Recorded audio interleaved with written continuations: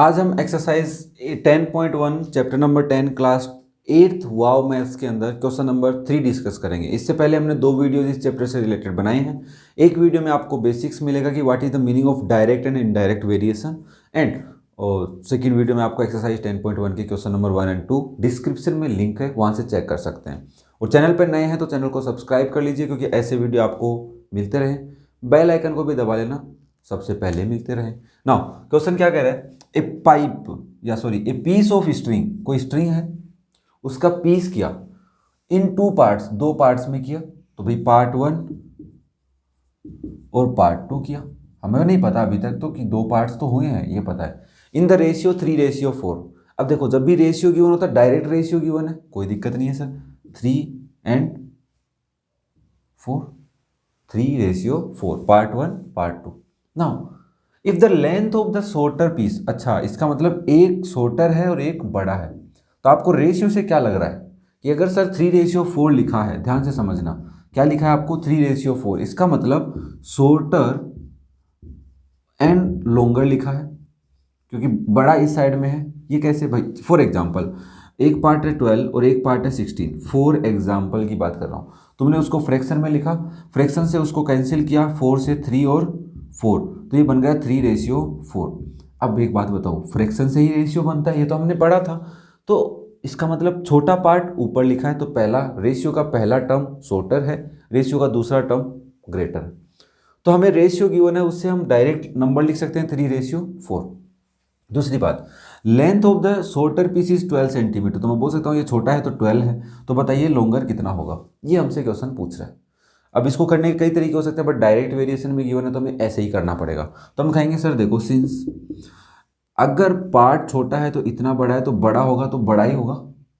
अगर shorter part 12 है तो ग्रेटर पार्ट है तो 12 से तो बड़ा होगा। तो 3 से अगर 12 बना है तो 4 से 12 से बड़ा नंबर बनेगा, या ऐसे बोल सकता हूँ 4 से बड़ा बनेगा। यस, ये भी समझ में आ रहा है, क्योंकि 12 को और x को कंपेयर करें तो यही निकल के आ रहा है। तो आप बोल सकते हो दोनों साइड में वैल्यू इंक्रीज हो रही है तो डायरेक्ट वेरिएशन है, या डिक्रीज होती तो भी डायरेक्ट होता, बट एक साइड में इंक्रीज हो रहा दूसरे में डिक्रीज, तब इनडायरेक्ट बोलते। तो सो लेंथ ऑफ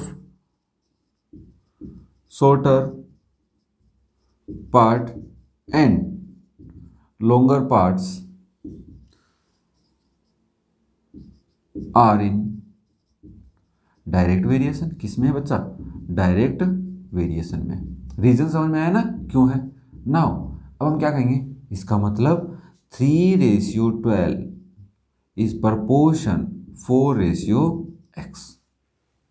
मल्टीप्लाई कर लेते हैं, तो product of mean is equals to product of extremes, POM, product of means is equals to product of extremes. Now आप इसको सोल्व करोगे तो 12 × 4 इज इक्वल्स टू 3 × x।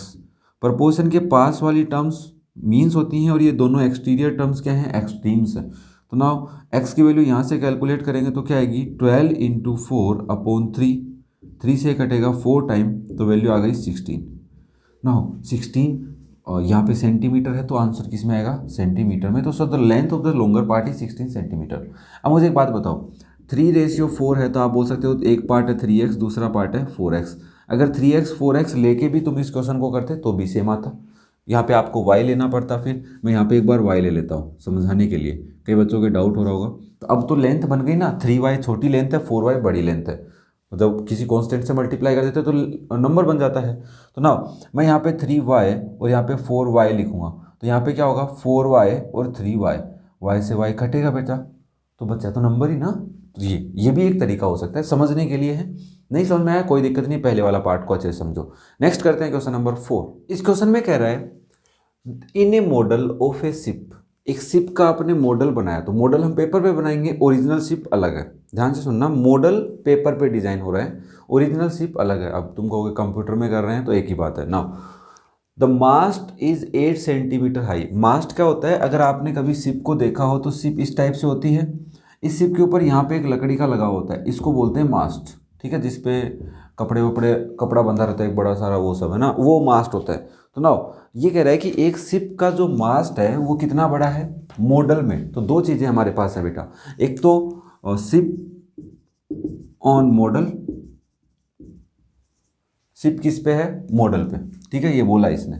दूसरी बात अगर हम यहाँ पे देखें तो सिप एक्चुअल में भी है, ठीक है, ship on actual, ship in actual, ship in actual, दो चीज़ें यहाँ पे बातें हो रही हैं। पहली बात हो रही है मास्ट की, मास्ट ऑफ ए सिप, ठीक है, सिप का मास्ट मॉडल में कितना बड़ा है, 8 सेंटीमीटर हाई है, ठीक है, while the mast of the actual ship कितना बड़ा है, 16 मीटर। अगर मॉडल में आपने 8 सेंटीमीटर की लाइन ड्रॉ की है तो वो ओरिजिनल में कितने को रिप्रेजेंट कर रही है, 16 मीटर को कर रही है। If the length of the ship is 36 metre, तो 36 मीटर है तो ओरिजिनल में होगी ना, पेपर पे तो 36 मीटर की लाइन ड्रॉ नहीं कर सकते, तो हम कहेंगे सर लेंथ ऑफ सिप, बोल सकता हूं मैं लेंथ ऑफ सिप। तो मॉडल में तो हमें पता नहीं, एक्चुअल में उसने कहा है 36 मीटर है, तो बताइए how long is the model ship, model में सिप कितनी बड़ी है ये बता दीजिए बस। तो हमने कहा मॉडल में x सेंटीमीटर है, लेट कर लिया हमने, ये लाइन आपको लिखनी पड़ेगी, let the length of the ship in a model is x centimetre. Okay, now मुझे एक बात बताओ, अगर ओरिजिनल में सिप की लेंथ बड़ी है, ज़्यादा है ना, लेंथ प्रीवियस वाली मास से बड़ी है तो लाइन बड़ी ओरिजिनल में ज़्यादा लंबी होगी। वैसे ही अगर हम मॉडल में बात करें तो 8 सेंटीमीटर 16 मीटर को रिप्रेजेंट कर रहा है, तो 36 को रिप्रेजेंट करने के लिए जो नंबर हम यहाँ पे लिखने वाले हैं, जो यहाँ पे x लिखा है एक बार के लिए, वो 8 से तो बड़ा होगा। ये क्या आप लॉजिकली सोच पा रहे हैं कि सर ओरिजिनल में जो 36 बड़ा है वो x जो आ रहा है हमारे पास अभी के लिए वो प्रीवियस 8 से तो बड़ा है, क्योंकि 8 सेंटीमीटर 16 को रिप्रेजेंट कर रही है, तो x की वैल्यू 8 से बड़ी है। इतना समझ में आ रहा है? तो ये वैल्यू भी इंक्रीज हुई है और ये भी इंक्रीज हो रही है, तो दोनों साइड में वैल्यूज इंक्रीज हो रही हैं, तो हम कौन सा वेरिएशन बोले, डायरेक्ट वेरिएशन। तो हम कहेंगे since this is direct variation, क्या है, डायरेक्ट वेरिएशन है, या डायरेक्ट प्रोपोर्शन भी बोल सकते हैं, ठीक है ना। नाउ तो देयरफॉर हम यहाँ पे लिख सकते हैं 8:x प्रोपोर्शन 16:36। क्या ये बात समझ में आई आपको? नाउ अब इसको सोल्व करेंगे तो product of mean is equals to product of extreme लिखेंगे। प्रोडक्ट ऑफ मीन में आप लिखने वाले हो x into 16 is equals to 8 into 36। X की वैल्यू कैलकुलेट करनी है, 8 इंटू 36 अपॉन 16। 8 से 16 2 टाइम कैंसिल हो जाएगा और 2 से 36 18 टाइम कैंसिल हो जाएगा, तो x की वैल्यू आएगी 18 सेंटीमीटर। x क्या है आपका, सिप की लेंथ मॉडल में सिप कितनी बड़ी है, 18 सेंटीमीटर बड़ी है। कितनी बड़ी है, 18, और एक्चुअल में कितनी है, 36। यहाँ पे डबल हो रहा है तो यहाँ पे भी डबल होगा। ये बात लॉजिकली धीरे धीरे आपको समझ में आ जाएगी, कोई दिक्कत नहीं। अगर आप ऐसे ही वीडियोस देखते रहे तो मैं आपकी मेंटल हेल्थ भी बहुत अच्छे से बढ़ा दूंगा। मैथ सोचने वाली चीज़ होती है ना, रटने वाली नहीं होती। नाउ नेक्स्ट करते हैं क्वेश्चन नंबर 5। इस क्वेश्चन में क्या कह रहे हैं, to feed a population of 20,000। अगर आपको 20,000 लोगों को खाना खिलाना है, पॉपुलेशन को कुछ प्रोवाइड करवाना है, तो आपको 800 quintal of wheat is required. कितनी क्विंटल वीट चाहिए, 800 क्विंटल। दो बातें समझ आ रही है, पॉपुलेशन है और वीट है। तो हम यहाँ पे लिख लेते हैं, एक तो पॉपुलेशन है और सेकंड थिंग क्या है, wheat. Now is required in a month, एक महीने में।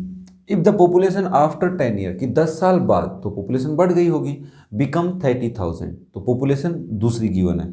हमें पूछ रहा है बताओ कितनी वीट चाहिए। अब यहाँ पे इस क्वेश्चन को अगर तुम थोड़ा सा सोच रहे हो, दिमाग लगा रहे हो, तो आपको क्या सोचना है, यार जब पॉपुलेशन बड़ी होगी तो वीट की कंजप्शन भी बढ़ी होगी। इतनी बात तो समझ में आ रही है। दूसरी बात, यहाँ पे जो क्वेश्चन इस टाइप के क्वेश्चन है जिसमें हमें ना तो 10 ईयर पे ज़्यादा फोकस करना है, 10 ईयर पे फोकस नहीं करना है, ना हमें इस बात पे फोकस करना है कि 20,000 में एवरी पर्सन जितना खाना खा रहा था वही एवरी पर्सन 30 पीपल्स में खा रहा है। ध्यान से सुनना, जो 20,000 में लोग थे, 20,000 लोग जो थे ना, 20,000 पर्सन थे, उनमें एक एक पर्सन की इक्वल एफिशिएंसी समझ सकते हैं अपन, ठीक है। तो वैसे ही 30,000 में भी हमें क्या समझना है, इक्वल एफिशिएंसी समझना है कि उतना ही खाना खा रहे हैं, एक आदमी सब बराबर बराबर खाना खा रहे हैं, ऐसे मान के चलो। तो ना जितना इसमें एक आदमी खाना खा रहा है उतना इसमें भी खा रहा है। ये थोड़ा एडवांस था, किसी को नहीं समझ में आया कोई दिक्कत नहीं है, डायरेक्ट समझो। सर देखो, अगर 20,000 पॉपुलेशन है तो हमें 800 क्विंटल गेहूँ चाहिए, तो populations in numbers and wheat in quintals, ठीक है, ये बात लिखनी जरूरी है हमारे पास, क्विंटल्स। नाउ कितनी पॉपुलेशन है, 30,000 पॉपुलेशन है, तो कितनी गेहूँ चाहिए, x क्विंटल चाहिए, हमने लेट कर लिया। Since this is direct proportion. कोई बताएगा मुझे क्यों है डायरेक्ट वेरिएशन या प्रोपोर्शन क्यों है? क्योंकि देखो सर, सिंपल सी बात है, पॉपुलेशन बड़ी है तो क्विंटल का कंजप्शन भी बढ़ेगा। तो देयरफॉर हम लिख सकते हैं 20,000 रेशियो 30,000 प्रोपोर्शन 800 रेशियो x। अगर तुम कुछ कहीं पे और पे पढ़ रहे हो या कहीं और से यहाँ पे वीडियो देखने आए हो तो तुम्हें लग रहा होगा कि सर तो फॉर्मूला कुछ बता ही नहीं रहे। बेटा कॉन्सेप्ट इज अ पावर, और मैं कॉन्सेप्ट तुम्हें एक वीडियो में बता चुका हूँ। आप डिस्क्रिप्शन में जाइए, इस चैप्टर का पहला वीडियो देखिए, वहाँ पे आपको मैंने कॉन्सेप्ट समझाया है। ठीक है, तो आपको फॉर्मूले की रिक्वायरमेंट ही नहीं रहेगी एक बार अगर उसको आपने अच्छे से समझ लिया तो। और कोई डाउट है कमेंट करके जरूर बताना मुझे। Now sir, product of mean is equals to product of extreme is the how to solve a proportionality. कि कोई भी प्रोपोर्शन में लिखा हो उसको कैसे सोल्व करते हैं, तो ये रूल होता है। मीन हमारे पास ये दोनों हैं, प्रोपोर्शन के पास में होते हैं, और ये these are the extreme terms. तो नाउ हम लिखेंगे 30,000 into 800 is equals to 20,000 into x. मैं पहले ही बोल चुका हूँ, प्रोडक्ट ऑफ एक्सट्रीम पहले भी लिख सकते हो और मीन बाद में भी लिख सकते हो। अब मुझे एक्स की वैल्यू चाहिए तो मैं ऐसे लिखूँगा, x is 30,000 into 800 upon 20,000।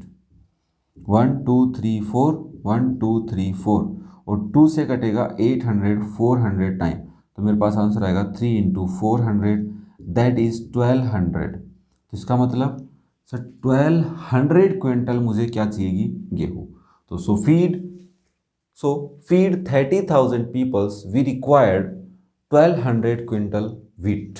Okay, wheat of 1200 quintal भी बोल सकते हैं। क्लियर है? तो उम्मीद करता हूँ तुम्हें दोनों क्वेश्चंस बहुत अच्छे से समझ में आए होंगे, 4th 5th। और फर्दर क्वेश्चंस को हम फर्दर वीडियोस में करेंगे। और आपको अगर कोई डाउट हो तो कमेंट कर सकते हैं। चैनल पे नए हो सब्सक्राइब कर लो, फिर भी बेल आइकन जरूर दबा के जाना ताकि नए वीडियो का नोटिफिकेशन आपको मिलता रहे। Thank you.